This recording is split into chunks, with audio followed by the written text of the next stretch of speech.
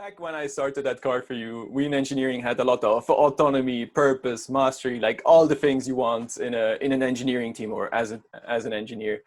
It was really cool. We would care about the user experience of the site, about the performance, about SEO. Things were really cool. But then, yeah, money started to run out. Like, yeah, it does, you know. The easiest way to make money, to put ads on the page. So me, as a bit of a privacy nerd and having an ad blocker for 10 years, I wasn't particularly happy with the situation. So we talked about it internally and looked for ways around it, actually. Didn't find any, and then ended up in a really dreaded meeting with Tamedia.